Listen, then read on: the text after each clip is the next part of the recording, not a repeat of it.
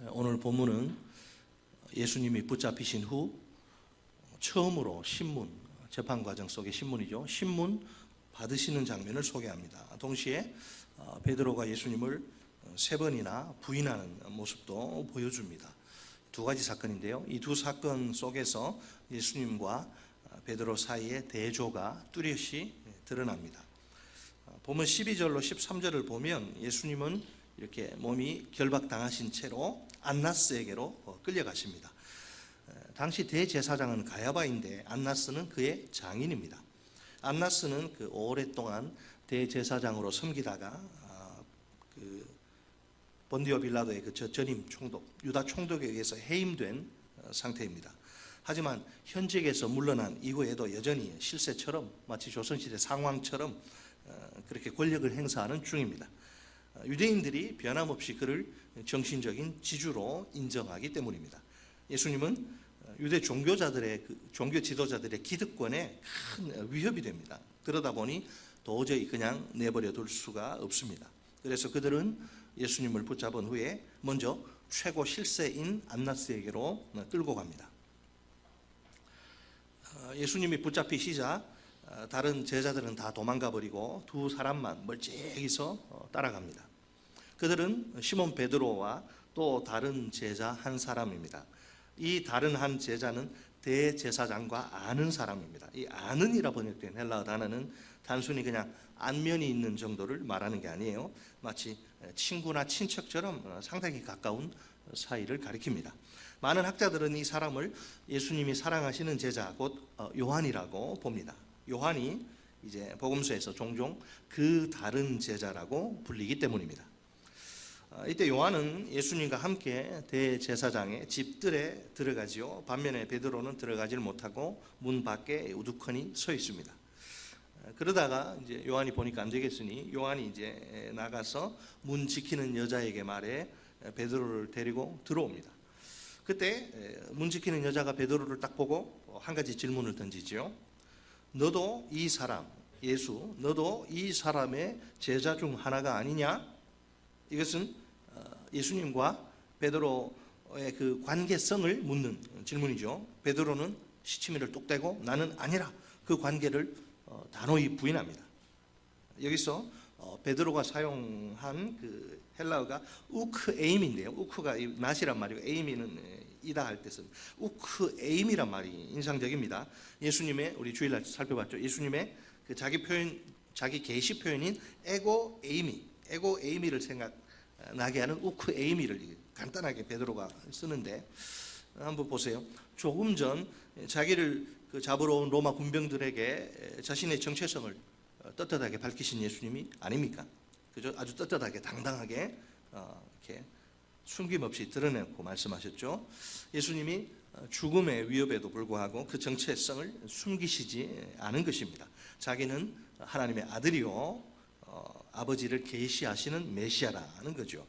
이에 비해 베드로는 어떻습니까? 베드로가 쫄보가 돼서 두려움 때문에 자신의 정체성을 미련 없이 그냥 내다버린, 자기가 예수님의 제자란 사실을 아예 딱 부인한 것입니다. 본문 19절부터 장면이 이제 전환이 됩니다.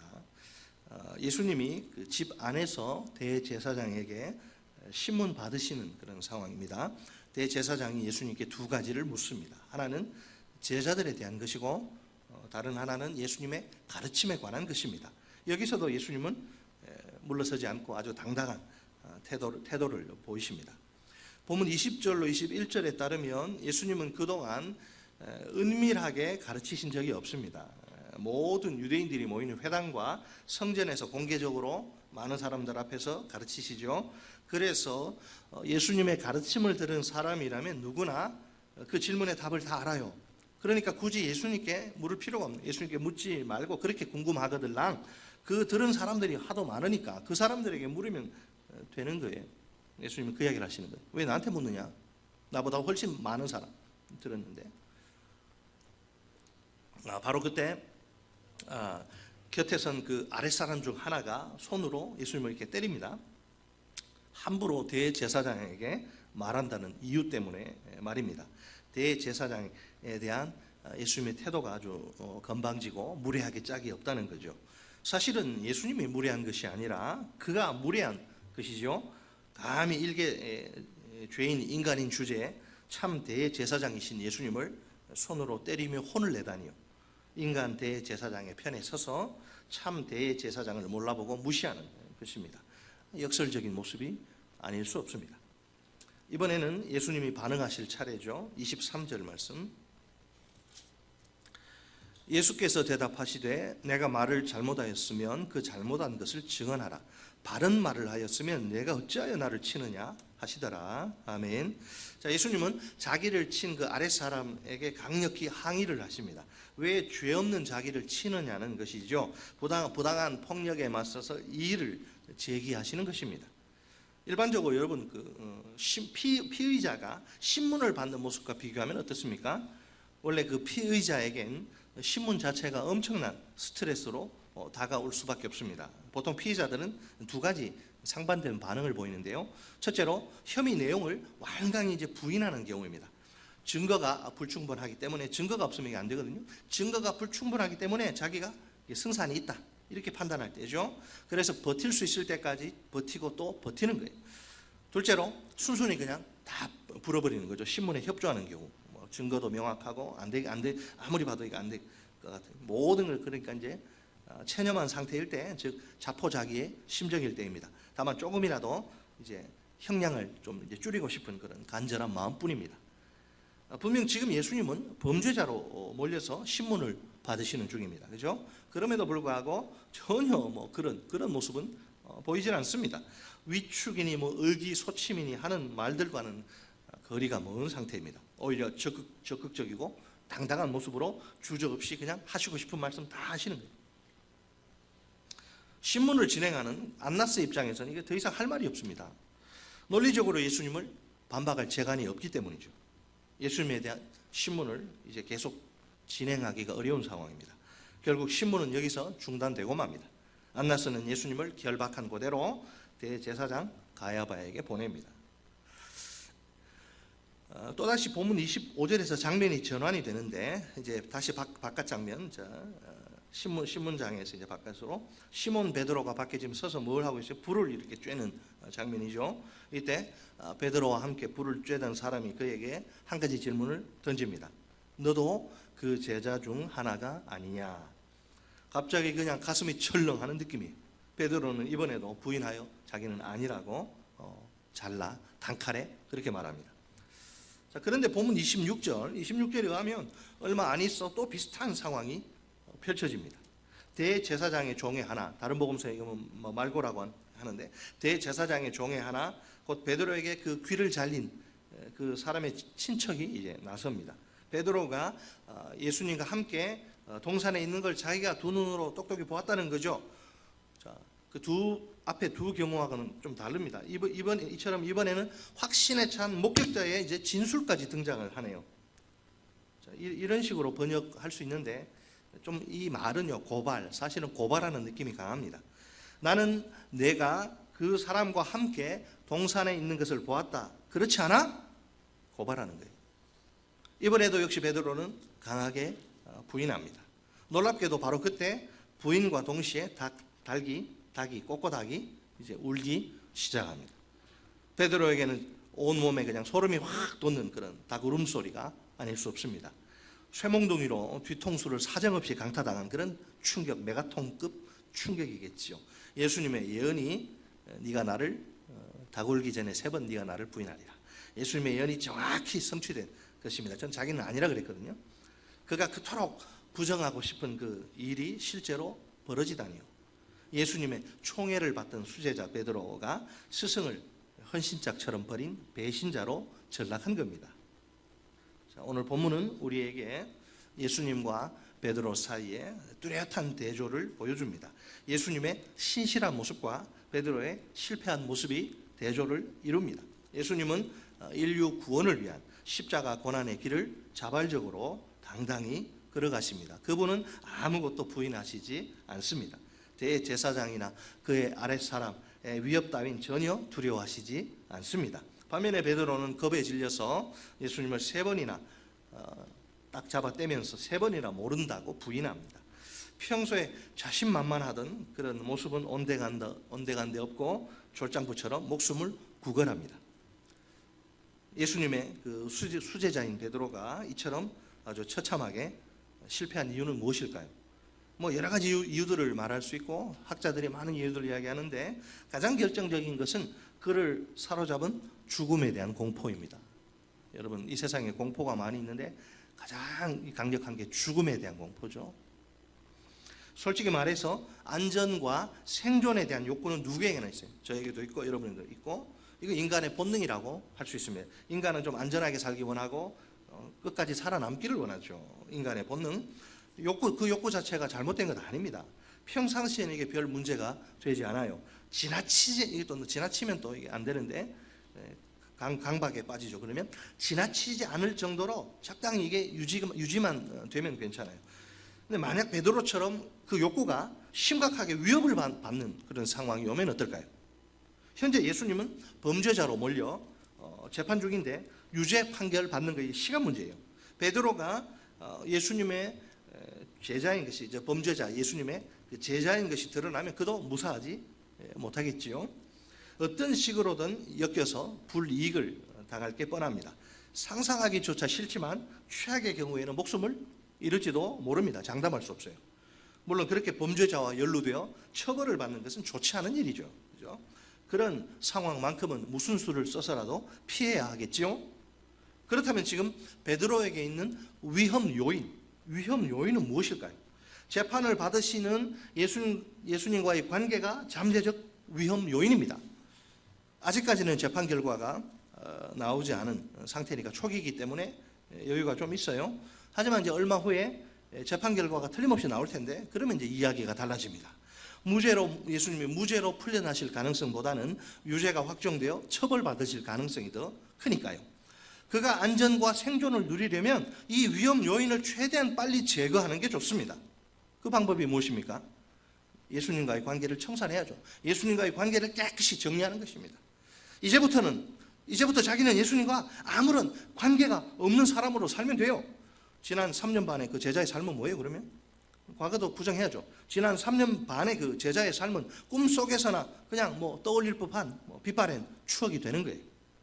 이렇게 베드로는 스스로 다른 제자들처럼 다 도망갔잖아요. 베드로는 스스로 자기 살 길을 찾아 나섭니다. 이런 걸 가리켜서 각자 도생, 스스로 자기 살 길을 찾아가는 각자 도생이라고 하지요. 그러나 베드로가 착각하는 것이 하나 있습니다. 자신의 안전과 생존을 스스로의 힘으로 확보할 수 있다는 거죠. 사실을 말하자면 전혀 그렇지 않습니다. 그의 안전과 생존은 자신이 책임질 수 있는 게 아닙니다. 그것은 오직 하나님의 손 안에 있습니다. 여기에 모인 우리 모두도 마찬가지예요. 지금 이 순간도 우리 생명의 주인이신 하나님이 우리 한 사람 한 사람을 붙들고 계십니다.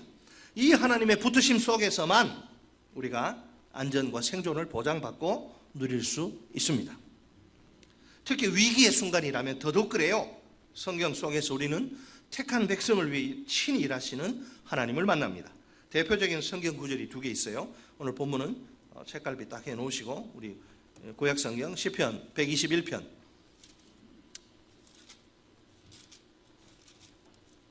좀 길지만 1절로 8절 121편 우리 같이 좀 읽습니다.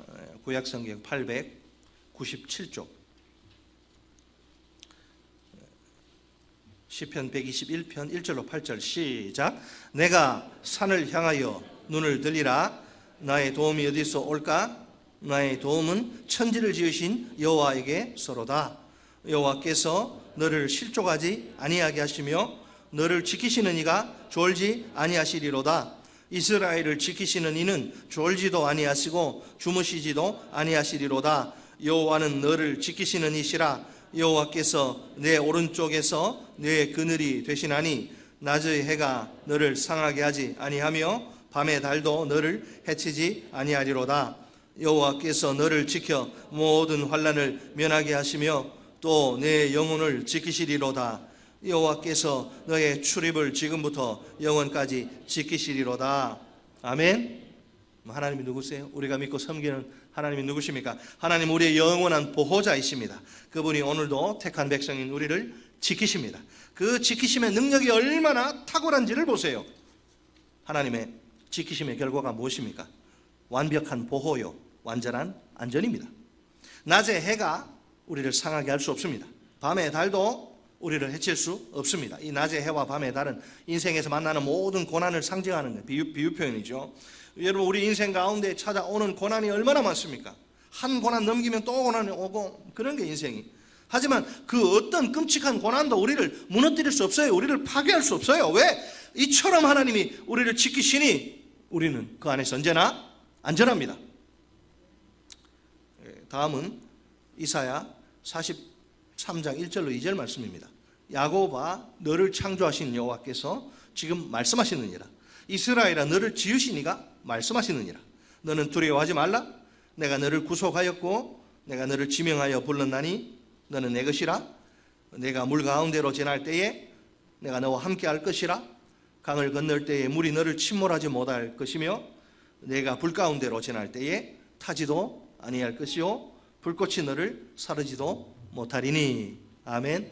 출애굽을 이야기하는데, 여러분, 출애굽할 때 이스라엘 백성들이 물 가운데를 통과했는데 물에 빠져 죽은 사람 한 사람도 없고, 다니엘의 세 친구가 우상을 숭배를 거부한 바람에 불 속에 집어 던져졌는데 나왔는데 깨끗해요. 불 속에 집어넣는데 깨끗해, 타질 않아요. 이 또한 여러분 얼마나 엄청난 하나님의 보호란 말입니까? 무엇보다 이사야가 말하는 하나님이 우리를 창조하시고 선택하신 사실, 우리를 사랑하셔서 창조하시고 선택하신 이것이 결정적으로 중요합니다.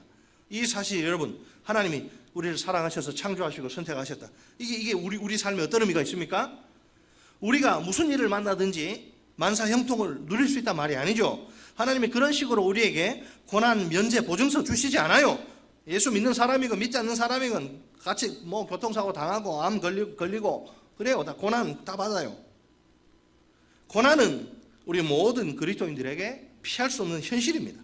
고난이 없는 그리스도인의 삶은 상상할 수 없어요. 그리스도인이라면 누구나 단 한 사람의 예외도 없이 고난을 받게 됩니다. 그렇다 해도 우리는 하나님께 선택받은 특별한 사람들입니다. 참으로 감사하게도 하나님의 선택이 우리에게 보장하는 것이 있습니다. 그것은 바로 임마누엘의 축복입니다.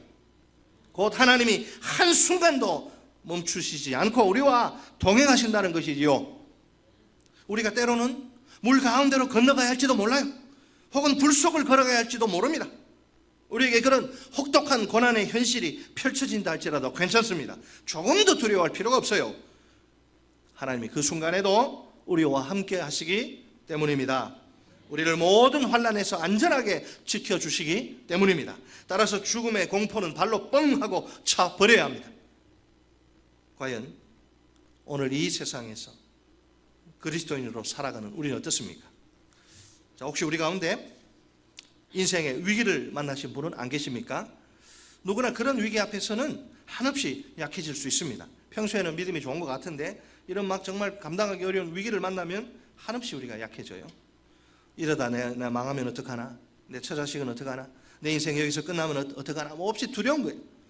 일종의 이게 죽음의 공포인 셈이죠. 그 본질은 죽음의 공포입니다. 그럴 때 이제 자기 힘으로 안전과 생존을 확보하려는 유혹이 찾아올 수 있어요. 베드로처럼. 자, 한번 솔직하게 대답해 보십시오. 내일 우리에게 무슨 일이 일어날지 알 수 있습니까? 모르죠, 그죠? 내일 일은 난 몰라요. 하루하루 살아요. 야고보서 4장 14절 말씀입니다. 내일 일을 너희가 알지 못하는도다. 너희 생명이 무엇이냐? 너희는 잠깐 보이다가 없어지는 안개니라. 인생 무상해? 허무합니다. 별거 아니에요. 금방 훅 지나갑니다. 뭘 남길까요, 우리가 이 세상에? 호랭이는 죽어서 가죽을 남기는데 우리는 한치 앞을 내다볼 수 없는 연약한 인생들입니다. 그래서 미래가 불안한 거예요. 그러다 보니 온갖 그냥 근심과 걱정에 눌려 지내기 쉽습니다. 성경은 아무것도 염려하지 말라고, 다만 모든 일에 기도와 간구로 너희 구할 것을 감사함으로 아뢰라. 알아요 그거. 근데 이게 안 된단 말이에요. 잘 안 돼요. 이게 조금 과장하자면 하루라도 그냥 염려를 하지 않으면 입에서 그냥 책을 안 읽어서 입에서 가시가 돋아난다 그랬는데 안 읽으면 염려를 하지 않으면 입에서 막 가시가 그냥 돋아날 지경입니다. 염려에 그냥 공장장이 되어가지고 계속 자기 자식들은 또 종업원으로 고용해가지고 염려 공장장이 돼서 계속 같이 가족끼리 새로운 염려를 막 찍어내는 거예요. 예수 믿는 사람들이 뭔가 대책이 필요해요. 그래서 선택한 확실한 방법이 이렇게 불안정한 세상에서 내가 어떻게 내 좀 안전과 생존을 보장할 수 있는 선택한 확실한 방법이 돈이에요. 돈이면 되겠다. 돈을 최대한 쌓아두면 근심과 걱정에서 해방될 수 있을 것 같아요. 사실 누구에게나 이 자본주의 사회에서 특히 돈의 힘이 막강하죠. 누구에게나 돈이 가져다주는 풍요와 안락은 이게 뿌리치기 힘든 유혹입니다. 자기를 지키지 않으면 무너져요.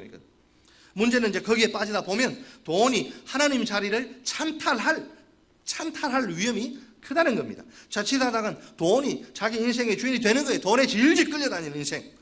결국 하나님이 아니라 돈이 자신의 안전과 생존까지 보장하리라 착각하게 됩니다. 극단적으로 말해서 그러니까 더 이상 하나님의 절실히 필요하지 않게 되는 거예요. 가난하고 어려웠을 때는 그렇게 새벽마다 주 앞에 나와 기도하다가 등 따뜻하고 배불러지면 언제 그랬는지 듯이 영적으로 기름이 껴가지고 영혼에 하나님 찾지 않아요.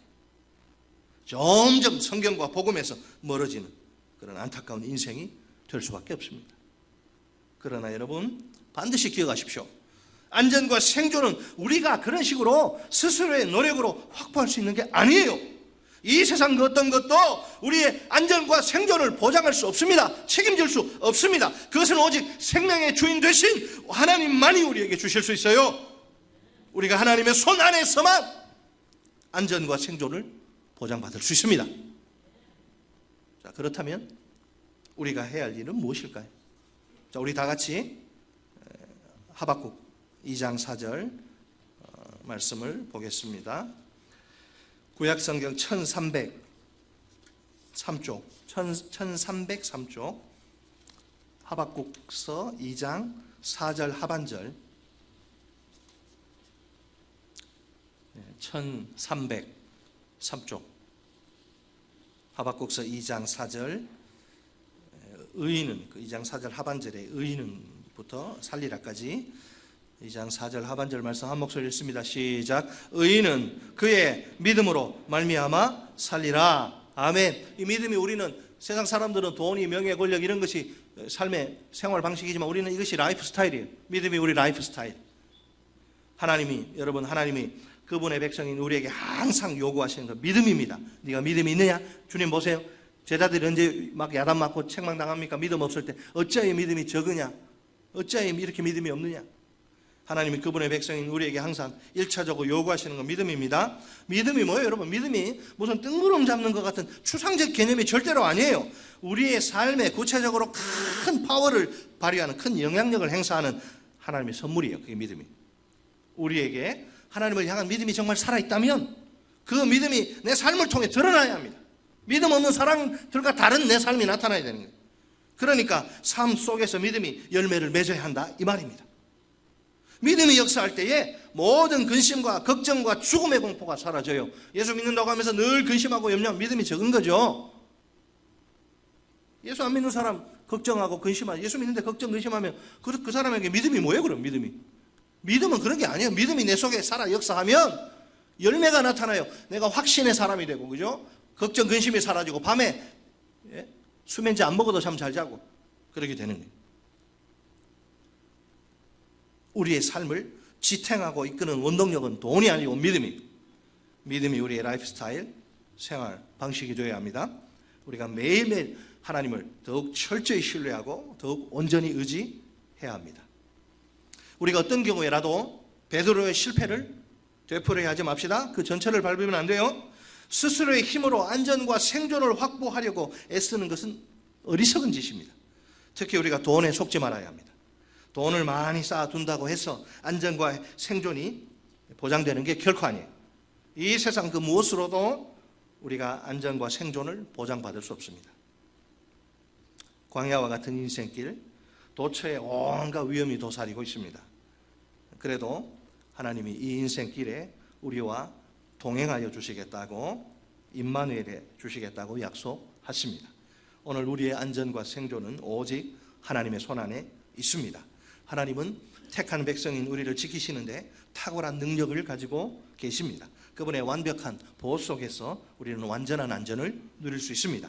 우리가 하나님 한 분만을 철저히 신뢰하고 온전히 의지합시다. 모든 상황 속에서 오직 믿음으로 삽시다. 끝으로 우리 다 함께 이렇게 외쳐볼까요? 저를 따라서 우리 한번 외쳐봅시다. 우리 같이 외쳐봐요. 우리의 안전과 생존은 오직 하나님의 손 안에 있습니다. 이제부터 우리가 오직 하나님을 믿는 믿음으로 살겠습니다. 지금 이 순간부터 우리가 오직 하나님 한 분만을 더욱 철저히 신뢰하고 더욱 온전히 의지하겠습니다. 믿음으로 고백하셨습니다. 믿음으로 그렇게 사시기를 주의 이름으로 축원합니다.